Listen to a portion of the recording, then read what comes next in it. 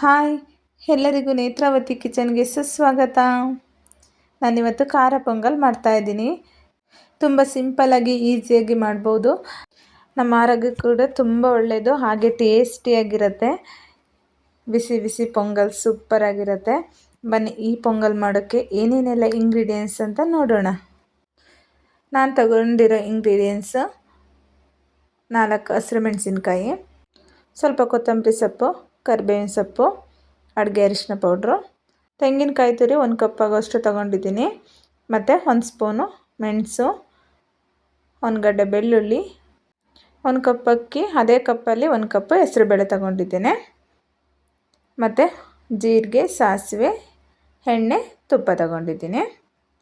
ಇವಾಗ ಮೊದಲಿಗೆ ಒಂದು ಕುಕ್ಕರ್ಗೆ 1-2 ಸ್ಪೂನು ತುಪ್ಪ ಹಾಕ್ಕೊಳ್ತಾ ಇದ್ದೀನಿ. ಹಾಗೆಯೇ 1-2 ಸ್ಪೂನು ಎಣ್ಣೆ ಹಾಕ್ಕೊಳ್ತಾ ಇದ್ದೀನಿ.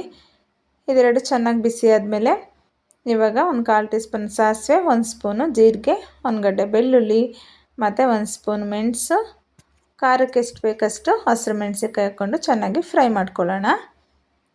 ಸ್ವಲ್ಪ ಕರಿಬೇವಿನ ಸೊಪ್ಪು ಹಾಕ್ಕೊಂಡು 1/4 ಟೀ ಸ್ಪೂನ್ ಅಡುಗೆ ಅರಿಶಿನ ಪೌಡ್ರ್ ಹಾಕ್ಕೊಂಡು ಚೆನ್ನಾಗಿ ಫ್ರೈ ಮಾಡ್ಕೊಳ್ಳೋಣ. ಅಡುಗೆ ಅರಿಶಿನ ಪೌಡ್ರು ಕಲ್ಲರ್ ಅಲ್ಲದೇ ಟೇಸ್ಟ್ ಕೂಡ ತುಂಬಾ ಚೆನ್ನಾಗಿ ಬರುತ್ತೆ. ಇವಾಗ ಇದಕ್ಕೆ ನಾವು ಅಕ್ಕಿ ಮತ್ತು ಹೆಸರುಬೇಳೆ ಎರಡನ್ನೂ ನೀಟಾಗಿ ತೊಳೆದ್ಬಿಟ್ಟು ಹಾಕ್ಕೊಂಡಿದ್ದೀನಿ. ಚೆನ್ನಾಗಿ ಮಿಕ್ಸ್ ಮಾಡಿಕೊಂಡು ರುಚಿಗೆ ತಕ್ಕಷ್ಟು ಉಪ್ಪು ಹಾಕ್ಕೊಂಡು ಚೆನ್ನಾಗಿ ಒಂದು ಸಲ ಮಿಕ್ಸ್ ಮಾಡ್ಕೊಳ್ಳೋಣ. ನಾನು ಯಾವ ಕಪ್ಪಲ್ಲಿ ಅಕ್ಕಿ ತೊಗೊಂಡಿದ್ದೆ ಅದರಲ್ಲಿ ನಾನು 5 ಕಪ್ ಆಗೋಷ್ಟು ನೀರು ಹಾಕ್ಕೊಳ್ತಾ ಇದ್ದೀನಿ. ಇದು ಚೆನ್ನಾಗಿ ಅನ್ನ ಮೆತ್ತಗೆ ಬೇಯಬೇಕು, ಹಾಗಾಗಿ ನೀರು ಸ್ವಲ್ಪ ಜಾಸ್ತಿ ಹಾಕ್ಕೊಳ್ಬೇಕು. ಇದನ್ನು ಚೆನ್ನಾಗಿ ಒಂದು ಸಲ ಮಿಕ್ಸ್ ಮಾಡಿ ಇವಾಗ ಕುಕ್ಕರ್ ಕ್ಲೋಸ್ ಮಾಡಿ ಒಂದು 4 ವಿಷಲ್ ಹಾಕಿಸ್ಕೊಳ್ಳೋಣ. ನೋಡಿ ಇವಾಗ 4 ವಿಷಲ್ ಆಗಿದೆ, ಎಷ್ಟು ಚೆನ್ನಾಗಿ ಸಾಫ್ಟಾಗಿ ಬೆಂದಿದೆ ಅಂತ.